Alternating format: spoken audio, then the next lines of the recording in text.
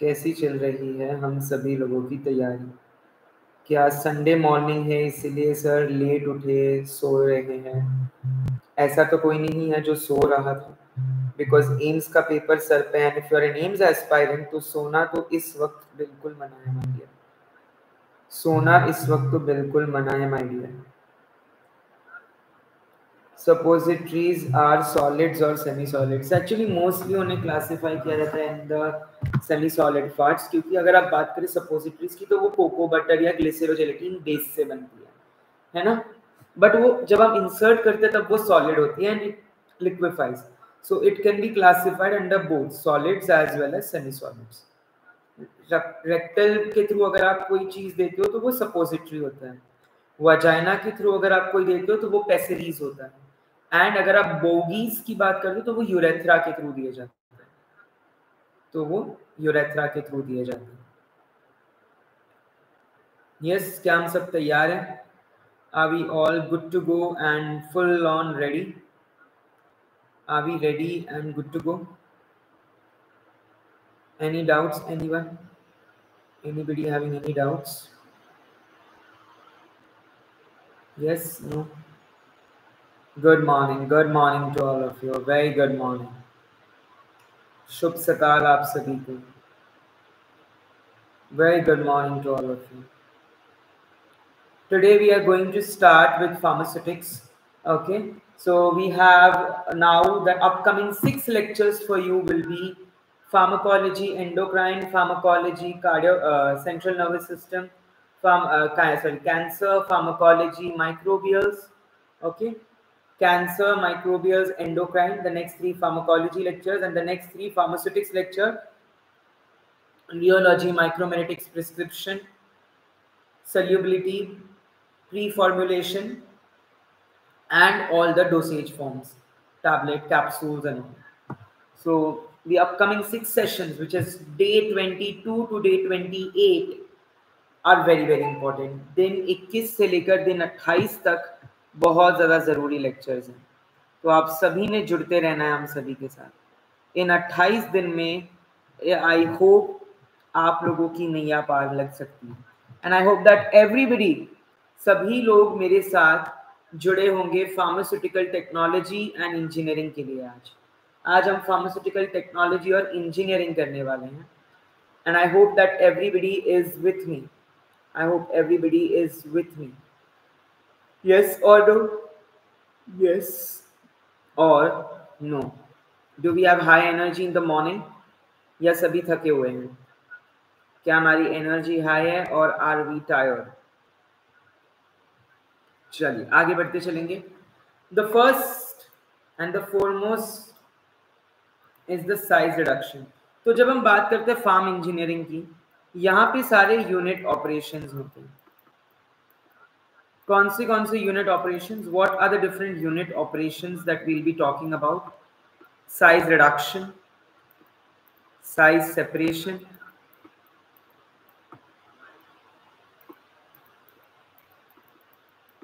filtration, centrifugation, evaporation, mixing, drying. अब sir farm engineering से question आते हैं क्या? आता है, आता है, तो हमें मालूम होना अति आवश्यक है. ये 30 दिन में जो मैं 30 मिनट में आपको चीजें करा रहा हूँ, जिस स्पीड से करा रहा हूँ उसी स्पीड से आपने तैयारी करते चलनी है माय डियर, क्योंकि वक्त कम है, कैंडिडेट्स और कंपटीशन हाई है. ठीक है. ड्राइंग, मिक्सिंग रह गया, हीट ट्रांसफर भी रह गया.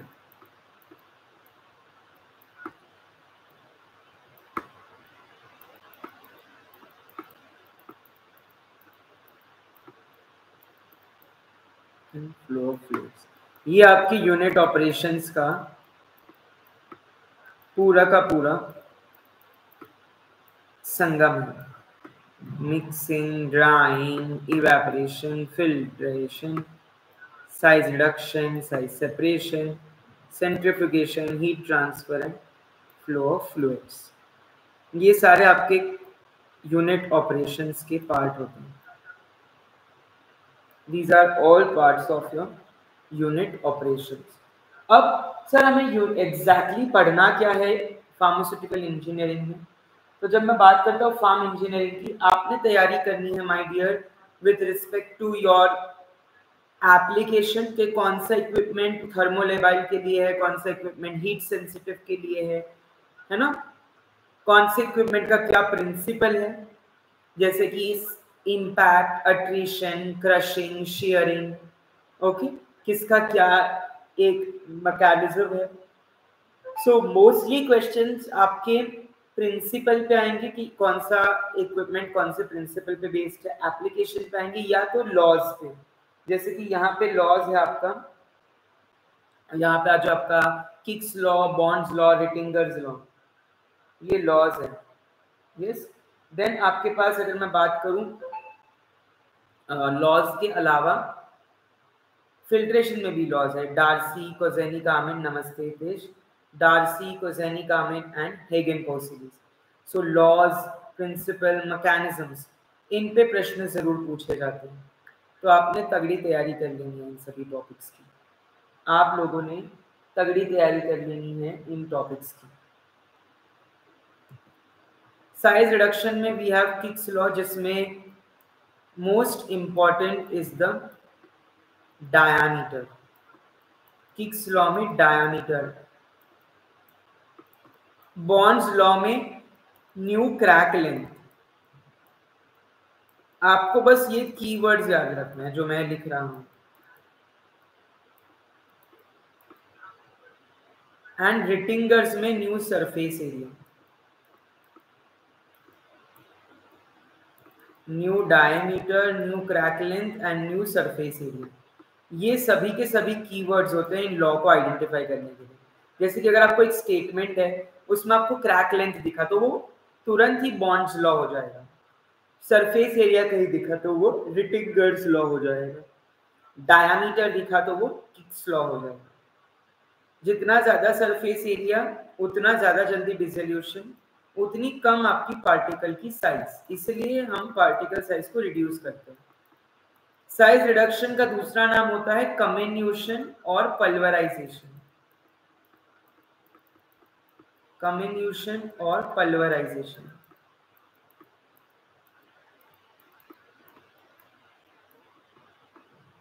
आपका होमवर्क ये है कि आपको हार्डिंज मिल किसका वेरिएंट है ये फाइंड करके आना है, हैमर मिल का या बॉल मिल का, और एक फिट्जपैट्रिक मिल है, वो किसका वेरिएंट है, बॉल मिल का या हैमर मिल का। फिट्जपैट्रिक और हार्डिंज मिल, ये दोनों मिलिंग के ही टाइप्स यानी साइज रिड्यूसिंग मशीन्स के, बट कौन सा बॉल मिल का है और कौन सा हैमर मिल का है ये आपने ढूंढ के आना है मेरे कल के लेक्चर में। इम्पैक्ट के बेस्ड है hammer mill, impact and attrition दोनों पे बेस्ड है ball mill and fluid energy mill, crushing and sharing पे बेस्ड है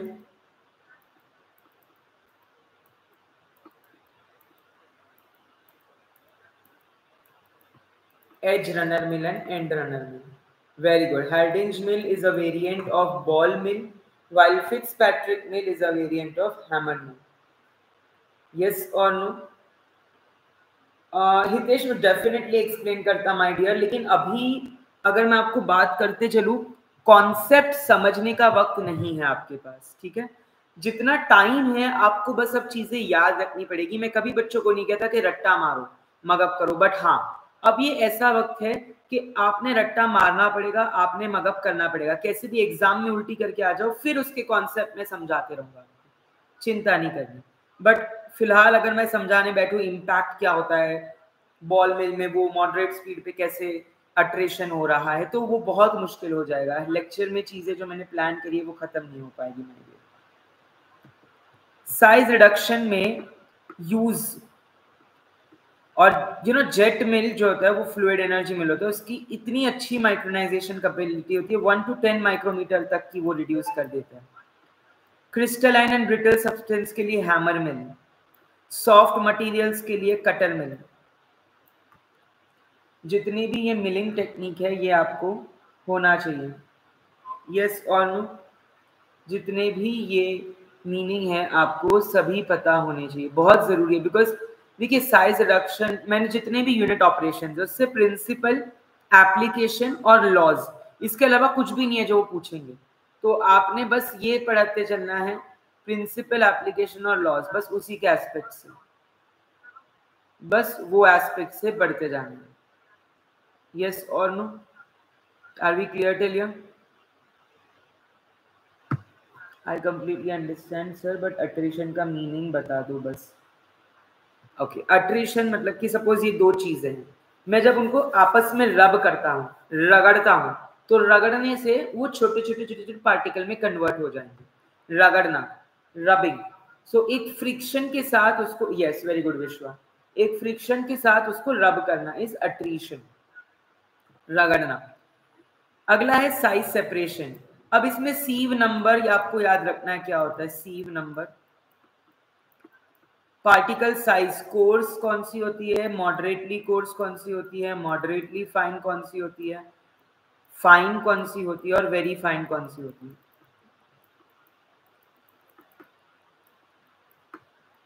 ये आपने याद रख के चलना है मेरी। Course, moderately fine and very fine. सो 10, 22, 44, 60 और 85, ये माइक्रोमीटर्स की आपकी साइज होती है। और ये आपकी पाउडर का कैटेगरीज है कि कोर्स मतलब कि एकदम खुरदुरा, वेरी फाइन मतलब एकदम की छोटा। हाँ जी, यस ईशानी, दमदुर Biswal, are we all clear till here? Vishwa, Hitesh, बधाने क्लियर छे? सबको क्लियर है? सगळ्यांना क्लियर झालं? यस, एल्ला एनआरओ केमोन आछे की चलबे? यस, क्या चल रहा है बताइए? Shall we move ahead? जो भी आज हम कवर करेंगे वो एक क्वेश्चन होगा, ठीक है। मेश नंबर, ओपनिंग्स पर inch of square, 10, 22, 44, 60, 85 and 120. 10, 24, 44, 60, 85 and 120. Size separators में we have elutriation tank, cyclone separator, air separator and sieve shaker. Elutriation is based on the principle of sedimentation. Air separator में particle size is separated via the different airflow. अलग अलग particles अलग अलग speed और velocity पे flow करेंगे, okay? So that is size separation. That is size separation mechanism. Next up, जब मैं बात करता हूं आपके फ्लो ऑफ फ्लूइड्स की, तो क्या आप लोग मुझे बता सकते हो कि वेंचुरी मीटर का नाम सुना है सबने? Venturi meter, rotameter, pipette tube, orifice meter, क्या है ये सब? मैनोमीटर, मैनोमीटर भी अलग टाइप्स के होते हैं, सिंपल, इंक्लाइंड, बट उतना डिटेल में आपको जाना नहीं, उतना नहीं पूछते वो लोग। Yes, variable area meter, variable head meter, क्या करते हैं ये लोग? मेजर क्या करते हैं? Particle velocity. बर्नौलीज थ्योरम क्या होती है? Bernoulli's theorem, in an ideal, incompressible and non-viscous fluid, ideal, incompressible and non-viscous fluid, ideal, incompressible and non-viscous fluid.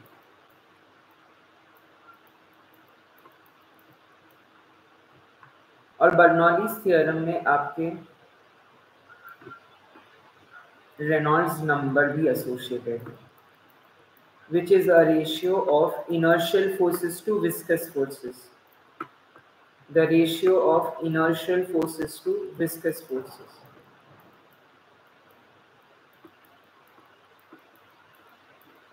If it is less than 2000 कैसा फ्लो है, 2000 to 4000 कैसा flow है, and greater than 4000 कैसा flow है।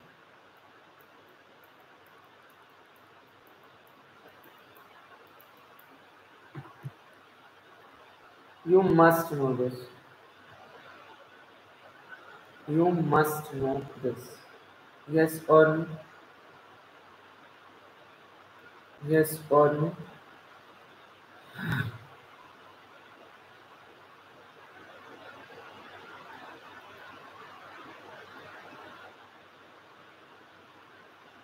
Clear है सबको?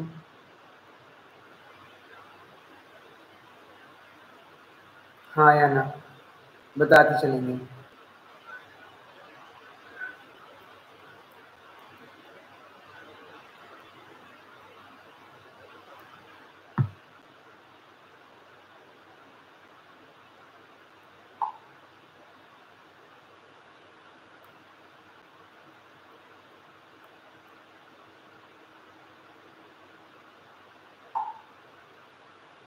क्या सभी लोगों का जोश हाई है या थक गए हैं सुबह सुबह? बिल्कुल। Less than 2000, streamline flow, greater than 4000, turbulent flow. Yes Hanumant, 2000 to 4000 आपका मॉडरेट या इंटरमीडिएट फ्लो। मॉडरेट या intermediate flow. Are we all clear till here? Are we all clear till here?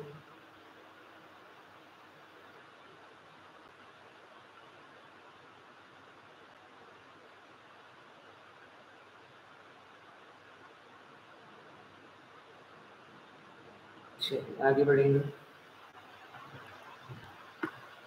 Filtration की जब मैं बात करता हूँ, सो फिल्ट्रेशन में हमारे पास filtration is separation of solids from fluids. Solids जब फ्लूइड से सेपरेट होते हैं तो उसको फिल्ट्रेशन कहते हैं। सॉलिड्स जब फ्लूइड से सेपरेट होते हैं तो उसको फिल्ट्रेशन कहते हैं। क्लैरिफिकेशन क्या होता है? What is the difference between clarification and filtration? ये एक एम्स का क्वेश्चन था। ये एम्स ईएसआईसी में पूछा गया था भुवनेश्वर वाले में कि फिल्ट्रेशन क्या होता है। When the solid content is less than 1% it is clarification. Clarification और फिल्ट्रेशन का डिफरेंस क्या होता है पता है किसी को? ये एम्स या एम्स का प्रीवियस ईयर क्वेश्चन है। ये एम्स का प्रीवियस क्वेश्चन है, इसीलिए ये इम्पोर्टेंट है। तो देखो कितना मतलब डीप भी जा सकते हैं। यस और no?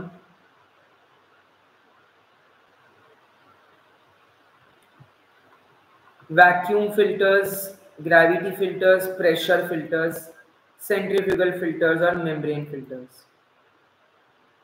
Vacuum filtration suction create करते हैं जो प्रेशर डिफरेंस करता है।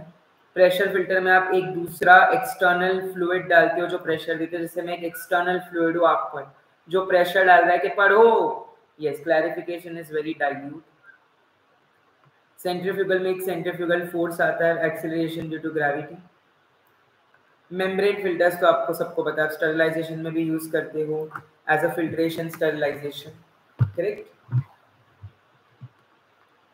सो फिल्टर मीडिया के एग्जाम्पल क्या है? Filter paper, membrane filter. और फिल्टर एड के एग्जाम्पल क्या है? फिल्टर एड किसको बोलते हैं? फिल्टर एड के एग्जाम्पल क्या है? केसलगर फिल्टर एड है क्या? केसलगर फिल्टर एड का एग्जाम्पल है क्या? डायमेटिशियस और भी कहते हैं इसको। जी सर बिल्कुल, केसलगर एक फिल्टर एड का एग्जाम्पल है। Cotton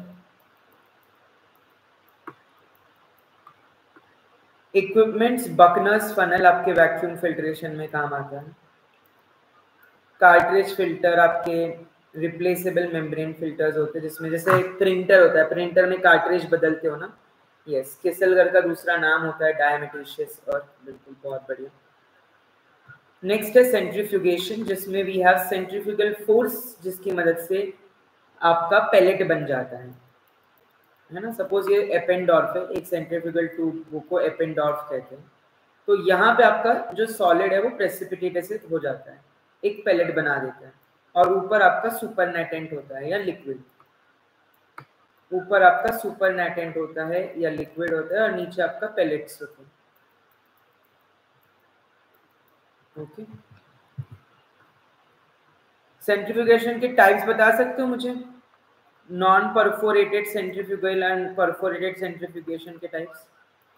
non perforated centrifugal devices आपके सेडिमेंटेशन बेस्ड होते हैं, वाइल जो जिनमें परफोरेशन होता है, होल्स होते हैं, वो पर फिल्ट्रेशन बेस्ड होते हैं। फिल्ट्रेशन का मतलब क्या होता है? होल्स होना, राइट। नल में आप वो लगाते होंगे व्हाइट कलर का जो फिल्टर होता है ना, आरओ रिवर्स ऑस्मोसिस में क्या है, एक फिल्टर लगे होते हैं कि नहीं, बार बार जो आपका एक्वागार्ड है उसका फिल्टर बदलना पड़ता है कि नहीं, वैसे ही, क्योंकि वो फिल्टर कभी ना कभी जाम हो जाएगा, क्लॉग हो जाएगा। So perforated are based on the principle of filtration, non-perforated are based upon the principle of sedimentation. Clear છે? Yes, Rahul. Clear झालं सगळ्यांना? पॉप कल्चर, आकाश, हनुमंत, हितेश, विकी, विश्वा, बिस्वल। आगे बढ़ते चलेंगे। मिक्सिंग।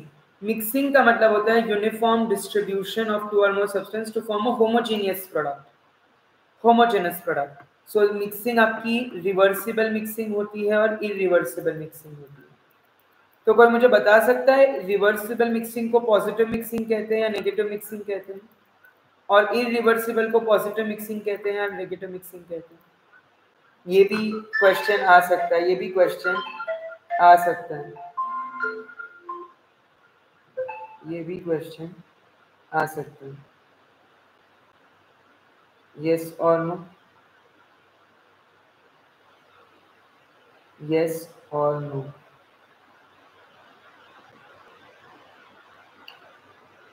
इरिवर्सिबल पॉजिटिव मिक्सिंग, बिल्कुल सही जवाब। आपको मिलते हैं 7 करोड़। वाइल नेगेटिव होती है reversible mixing.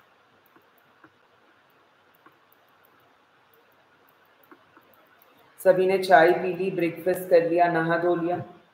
Are we all fresh and bright this Sunday morning? क्या हम सभी फ्रेश एंड ब्राइट है आज की इस मॉर्निंग में?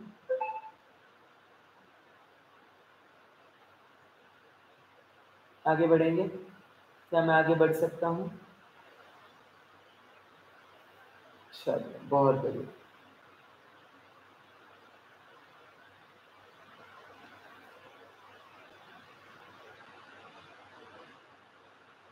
ब्रश किया, लो भैया। प्लैनेटरी मिक्सर्स आपके सेमी सॉलिड्स के लिए होते हैं।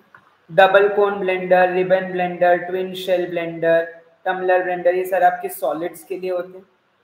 कोलॉइडल मिल आपकी इमल्शन के लिए होती है। और एक और होता है जिसको बोलते हैं सिल्वर्सन इमल्सिफायर या homogeniser. Silverson emulsifier, vada pav with Chocos, क्या बात है, खूप चांगलं, खूप चांगलं combination. Silverson emulsifier with homogeniser.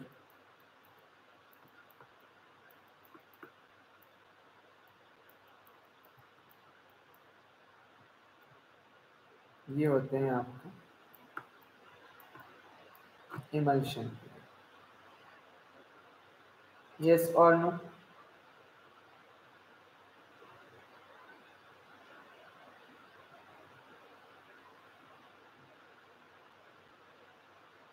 Yes और no? Colloidal is for immiscible liquids, बिल्कुल। इडली वड़ा, क्या बात है। मैंने खाई अभी खुद सैंडविच बना के, यू नो बैचलर्स लाइफ। कहीं जाने से अच्छा खुद ही बना लो। एंड मेरी क्लास भी थी आपके साथ, तो मैंने सोचा जाऊंगा, आऊँगा, लेट हो जाएगा, बिकॉज मेरा आईटी पार्क से निकलने में ही मुझे 10 मिनट लग जाते हैं। Next up we have drying. Drying में we have vacuum dryer, tray dryer, fluidised bed dryer, drum dryer, lyophiliser जिसको हम फ्रीज ड्रायर कहते हैं। राइपर लाइब्रेरी में एनालिसिस एंड मेडिकेम साथ में ही पढ़ा रहे हैं। अच्छा, मोस्टली साथ में ही पढ़ाते हैं my dear Hanuman.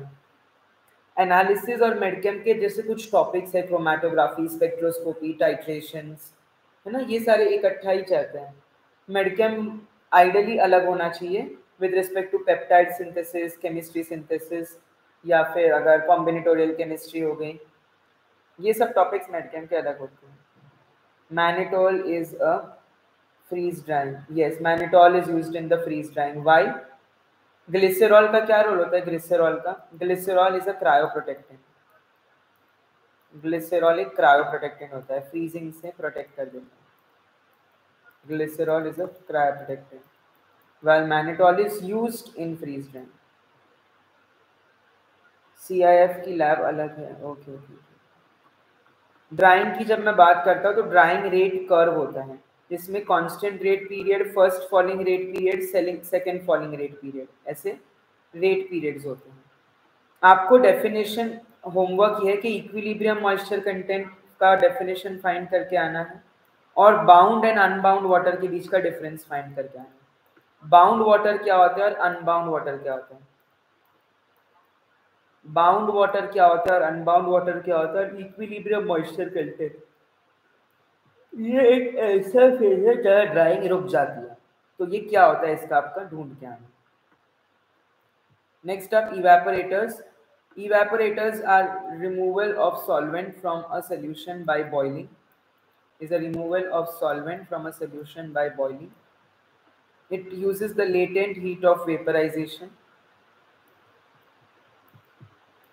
Boiling is reduced by using vacuum. इसीलिए इवेपोरेशन में काफी बार जैसे डिस्टिलेशन भी हो गया, तो डिस्टिलेशन में आप अलग अलग डिस्टिलेशन के अलग अलग एप्लीकेशन है। पेट्रोलियम के लिए फ्लैश डिस्टिलेशन, हीट सेंसिटिव के लिए वैक्यूम डिस्टिलेशन, वॉलेटाइल ऑयल्स के लिए स्टीम डिस्टिलेशन, है ना। वैसे ही आपके इवेपोरेटर्स भी open tube, rising film, falling film, multiple effect जो कि लार्ज स्केल में यूज होते हैं, विस्कस लिक्विड्स के लिए फोर्स सर्कुलेशन, हीट सेंसिटिव के लिए वैक्यूम इवेपोरेटर।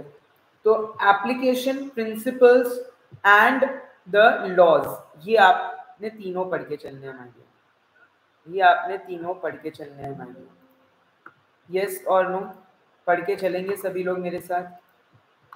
क्या हम सभी लोग पढ़ के चलेंगे? यस और नो।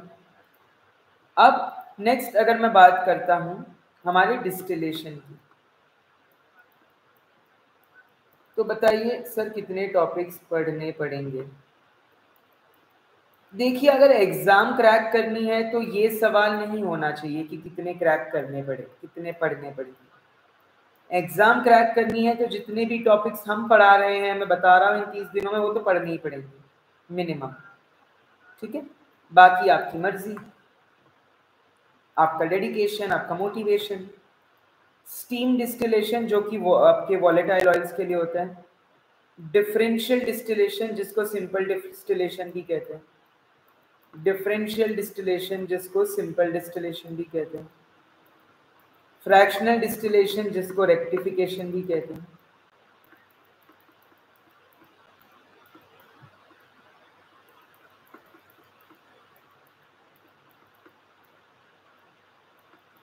इसके बाद हमारे पास है vacuum distillation, which is distillation under reduced pressure for heat labile substances, thermolabile substances, heat labile and thermolabile substances, क्योंकि वैक्यूम में हीट या टेम्परेचर इतना नहीं लगता। देन हमारे पास मॉलिक्यूलर डिस्टिलेशन जिसको हम शॉर्ट पाथ या इवेपोरेटिव टाइप ऑफ डिस्टिलेशन कहते हैं, शॉर्ट पाथ या इवेपोरेटिव टाइप ऑफ डिस्टिलेशन कहते हैं। उसके बाद हमारे पास एजियोट्रोपिक डिस्टिलेशन, एक होता है डिस्ट्रक्टिव डिस्टिलेशन, एक होता है ड्राई डिस्टिलेशन, बट वो सब आपको जीपैट के लिए इंपॉर्टेंट है, नॉट फॉर दिस, तो वो हम डिटेल में नहीं जाएंगे। Azeotropic are constant boiling mixtures, positive azeotropes होते हैं, नेगेटिव आइसोट्रोप्स होते हैं। एजियोट्रोप्स को कहते हैं कांस्टेंट बॉइलिंग मिक्सचर्स।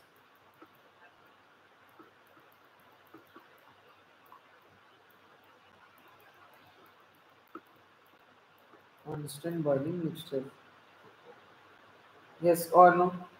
हाँ या ना? सही कह रहा हूँ मैं?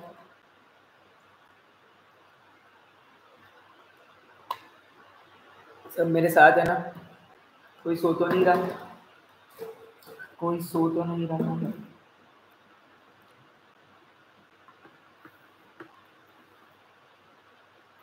Heat transfer, conduction, convection, radiation, और इसमें 3 लॉज, फॉरियर्स लॉ,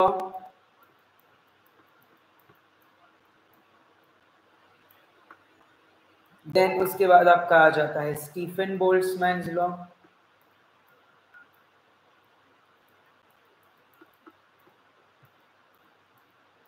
देन उसके बाद आ जाता है आपका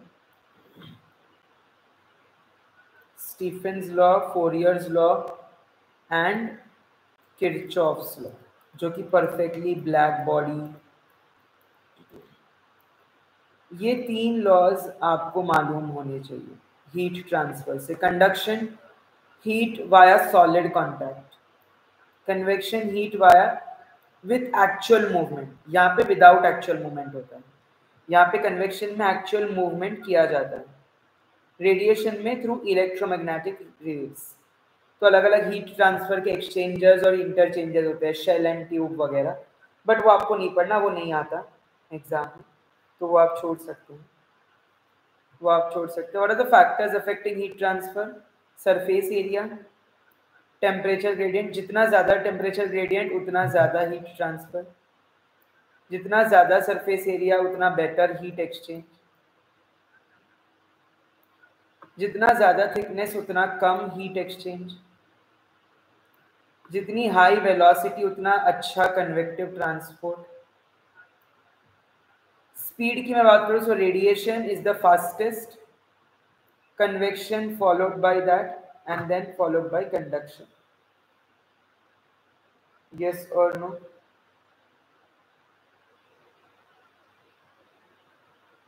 हाँ या ना? आगे बढ़ते चलेंगे, एमसीक्यू सॉल्व करेंगे थोड़ी सी हम, क्या हम थोड़ी सी एमसीक्यू सॉल्व करेंगे? चलिए, तो बताइए मुझे कि फर्स्ट का आंसर क्या है, फर्स्ट का आंसर क्या है, क्या आंसर है फर्स्ट एमसीक्यू का, बता दीजिए।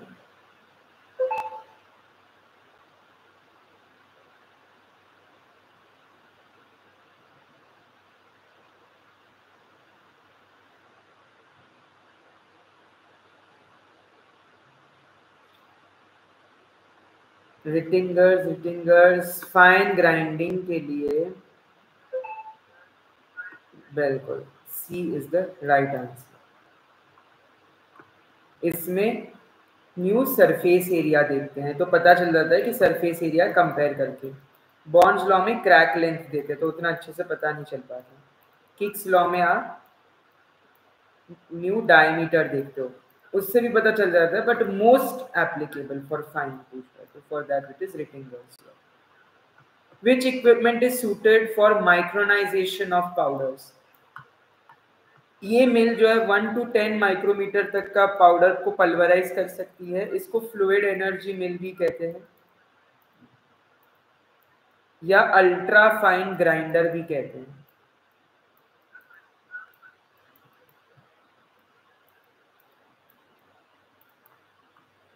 जेट मिल, ये सारे जेट मिल के फीचर्स हैं, जिसको 1 to 10 माइक्रोमीटर की पार्टिकल साइज होती है, फ्लूइड एनर्जी मिल भी कहते हैं और अल्ट्रा फाइन ग्राइंडर कहते हैं।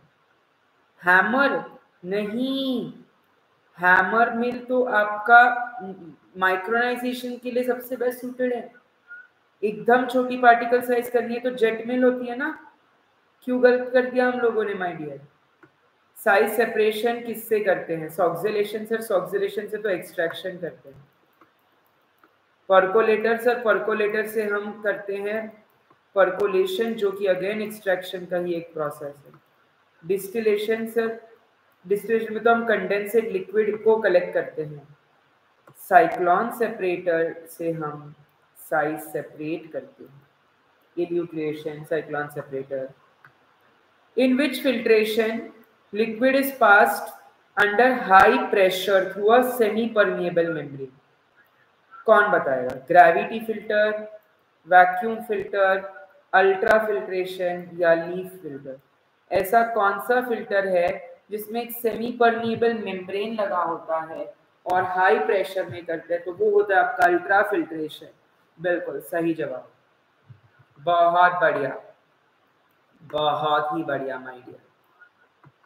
Centrifugation separates components on the basis of, centrifugation components को सेपरेट करता है on the basis of their boiling point, solubility, on the basis of the density difference।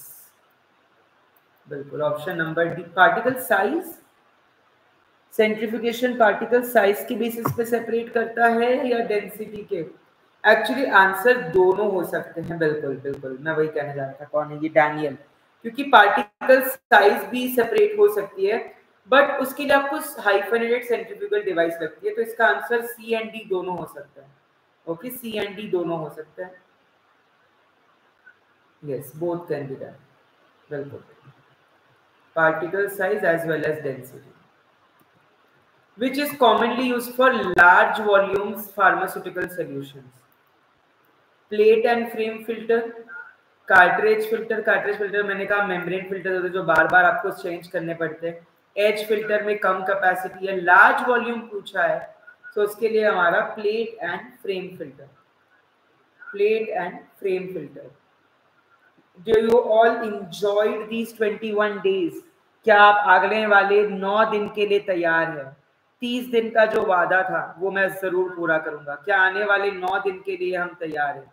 21 दिन का सफर हमने कवर किया है। Anand, Daniel, Hitesh, Rahul, I hope सभी ने मिस नहीं किया होगा। ये मेरी ये आपसे उम्मीद है। Which mixture is suitable for blending powders of unequal densities? Sigma blade mixture, जिसको Z-arm mixtures भी बोलते हैं, useful in semi-solid mixing. Planetary mixtures also useful in semi-solid mixing. Sir powders के लिए तो हम वी कोन ब्लेंडर ही use करते हैं, ये तो सेमी सॉलिड्स के लिए है, तो पहले ही बाहर, ये तो पहले ही बाहर। Will try to take surely. Actually ADR पे एक अलग सेपरेट लेक्चर लेना is very difficult. Yes Rohit, वो क्योंकि मैं कवर करवा देता हूँ आपका इंडिविजुअल फार्माकोलॉजी के टॉपिक्स में कि भाई ये ड्रग्स ये कैटेगरी की ये एडवर्स इफेक्ट है, इसलिए मैं वो तभी कवर करवा देता हूँ आपको। क्योंकि अलग से उस पर एक बनाना और एक लेक्चर लेना से अच्छा है कि हम ज़्यादा टॉपिक कुछ और कवर करें जो इक्वली इम्पोर्टेंट है ना। तो इसीलिए मैं, ये जो 30 दिन थे ये बहुत प्लान्ड थे आप लोगों के लिए, मतलब बहुत हमने सोच समझ के टॉपिक्स एक्सट्रैक्ट किए थे, डेटा एक्सट्रैक्ट करे हैं और एमसीक्यूज बनवाए हैं। ऐसे नहीं कि बस हवा में कुछ भी व्यूज के खातिर कर दिया, बस हवा में बना दिया वीडियो, ये हम नहीं करते। We believe in authenticated information, we believe in authenticated information. Yes और नो? पुढे जाऊया, आगे बढ़ेंगे? क्या हम आगे बढ़ सकते हैं? आगे बढ़ू? यस, कॉलोजी एंड ये बहुत इंपॉर्टेंट है। चलिए आगे बढ़ते चलेंगे। In liquid liquid mixing the impeller used is what? Hello, I am good, what about you? जी मैं करते हूँ।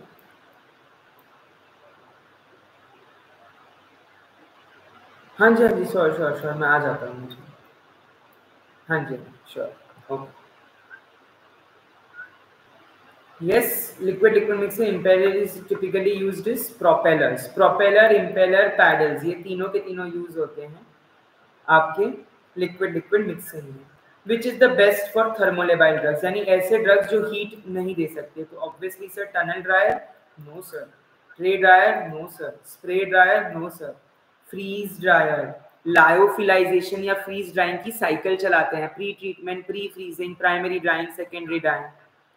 Multiple effect evaporator large scale पे होता है और they are preferred over single size because they are small in size, do not need vacuum, they save steam and energy।